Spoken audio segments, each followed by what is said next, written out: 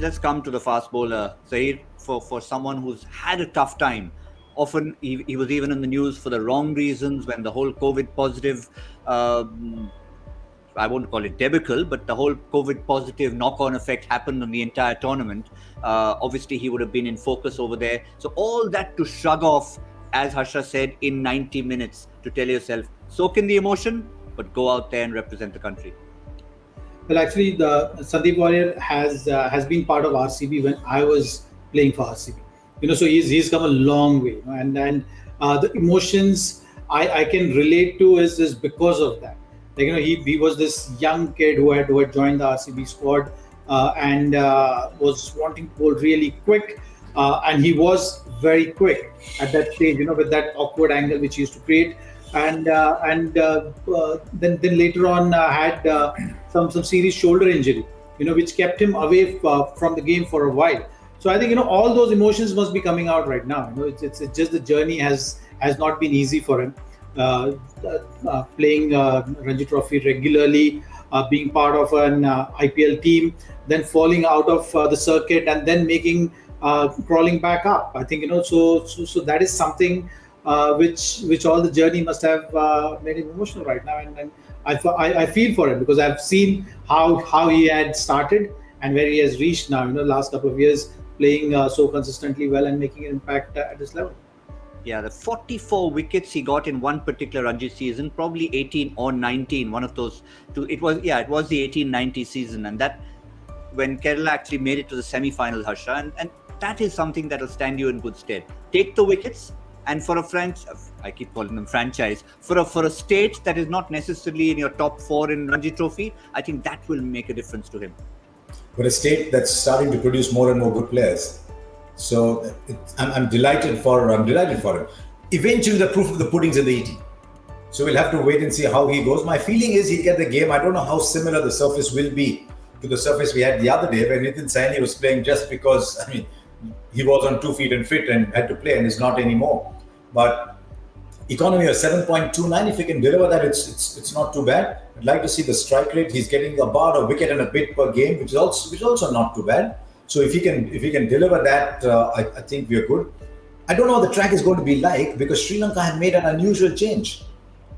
Sri Lanka have gone another batsman. So they obviously believe that those little bowlers of theirs would be good enough on this pitch. So not just Hasaranga and Dhananjaya, but also Dhananjaya De Silva and Mendes, and all of them be good enough. So they've gone with an extra batsman.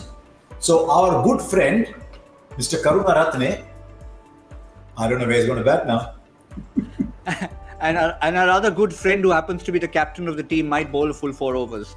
But I didn't say that. I didn't say that. But Zaheer, just to finish off on Sandeep Warrier, the person. I remember doing an event with the KKR team, and just when you thought he was one of the outsiders, they gave me a list of players. There was Andre Russell, all the big names, and Sandeep Warrier was thrown into this lot, and he held his own. He was more outspoken than an Andre Russell in an event type scenario. I don't know if he was like that in the RCB scenario time. But he has always been like that. That's one thing. He would come and ask questions. He would try and understand how one should go about getting better at adding more skills. So that's something he was very open with. I think as he played more and more seasons of cricket, it's just understanding of his own bowling has gone up. And maybe after that shoulder surgery, if you see that everyone wants to bowl as quick as possible. I was no exception. The journey is pretty much the same. When you're young, you want to bowl, you want to break the head of the batsman, bowl those bouncers, and overdo it at times. So afterwards, you kind of realize, what really matters is that wicket column, and how you can create that impact. So I think Warrior also has been through that journey. And when I saw him play for KKR, he was keeping things very simple. With the new ball, you often get caught with the format. And I think that one thing consciously he has overcome, that rather than trying different things, he had just kind of simplified things by just focusing on that good length area and just keep attacking there. And that's something which he has done well.